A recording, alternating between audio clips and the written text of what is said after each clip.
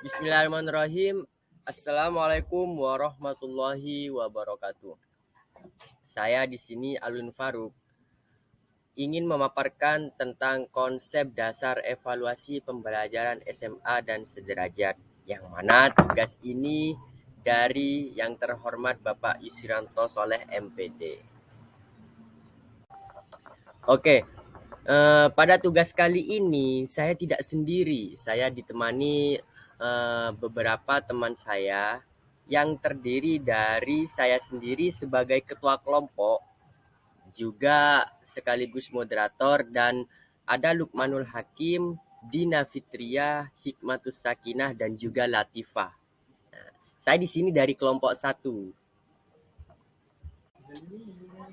Oke, di sini saya akan sedikit menjelaskan tentang evaluasi. Apa itu evaluasi?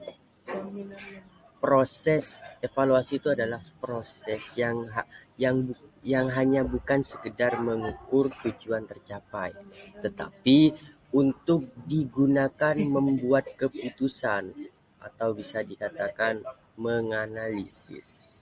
Nah, alat evaluasi belajar itu ada 4. Yang pertama tes, yang kedua penilaian, yang ketiga pengukuran, dan yang keempat evaluasi.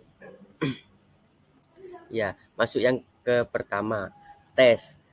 Tes itu alat mengumpul data yang dirancang khusus atau bisa dikatakan alat ukur. Contoh, guru memberikan tugas yang mudah sampai sulit kepada peserta didik. Ya. Masuk yang kedua, penilaian. Penilaian itu kata lainnya penafsiran atau mendeskripsikan hasil pengukuran untuk menunjukkan tinggi rendahnya kemampuan peserta didik. Masuk yang ketiga, yaitu pengukuran. Pengukuran itu adalah penetapan angka dengan cara sistematis untuk menyatakan keadaan objek atau individu. Yang terakhir, evaluasi. Evaluasi itu proses pemberian pertimbangan mengenai nilai dan arti sesuai yang dipertimbangkan. Ya, mungkin slide selanjutnya akan disampaikan oleh teman saya. Terima kasih. Di sini saya akan menjelaskan tentang diagram transformasi. Diagram transformasi itu dibagi menjadi 3, yaitu output, input, dan juga transformasi. Apa itu output? Output adalah siswa yang masuk ke jenjang pendidikan atau persekolahan tidak mempunyai bekal atau kosong. Yang kedua, input. Input adalah peran guru untuk memberikan ilmu yang positif kepada peserta didik. Dan yang ketiga, transformasi, yaitu guru mengalami atau memberikan perubahan kepada peserta didik, baik itu sifat ataupun sikap.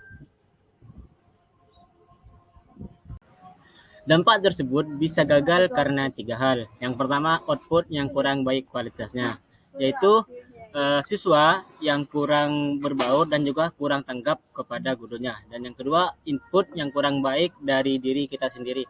Apa? Yaitu siswa yang tidak mau berubah walaupun sudah dibantu oleh guru. Dan yang ketiga, guru dan personal yang kurang tepat, yaitu guru yang sulit dipahami kan penjelasannya dan juga kurang disukai oleh peserta didik. Baik, di sini saya akan melanjutkan materi dari Mas Lukmanul Hakim yang di slide ke-6, yaitu makna pentingnya menilai. Di sini makna pentingnya menilai ada 3. Yang pertama, makna bagi siswa. Yang kedua, makna bagi guru. Yang ketiga, makna bagi sekolah. Di sini makna bagi siswa sendiri itu, siswa harus mengetahui kemampuannya sendiri, jangan cuma melihat hasilnya saja, tetapi siswa tersebut harus mengetahui prosesnya juga. Yang kedua, makna bagi guru di sini menjadi bahan evaluasi. Yang ketiga itu makna bagi sekolah di sini sebagai bahan prestasi. Slide selanjutnya saya akan menjelaskan tentang fungsi penilaian terhadap siswa. Ada 4. Yang pertama berfungsi selektif. Artinya di sini agar menempatkan siswa yang high low, dan middle. Jadi di sini guru bisa tahu di mana siswa yang kualitasnya tinggi, di tengah, dan ada yang di bawah. Yang kedua, berfungsi diagnostik. Artinya di sini sebagai bahan evaluasi untuk guru. Sebagai bahan evaluasi untuk guru, jadi di sini guru mengetahui siswanya itu sudah mencapai keberhasilan atau belum. Yang ketiga, berfungsi sebagai penempatan.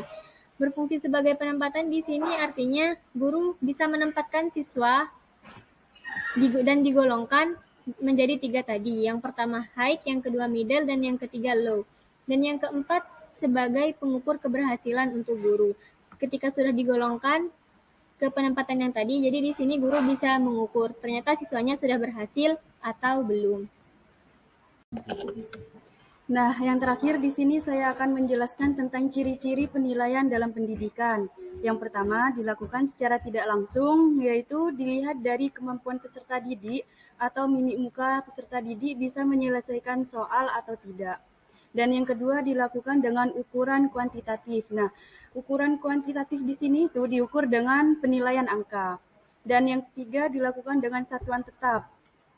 Nah, satuan tetap itu dilakukan dengan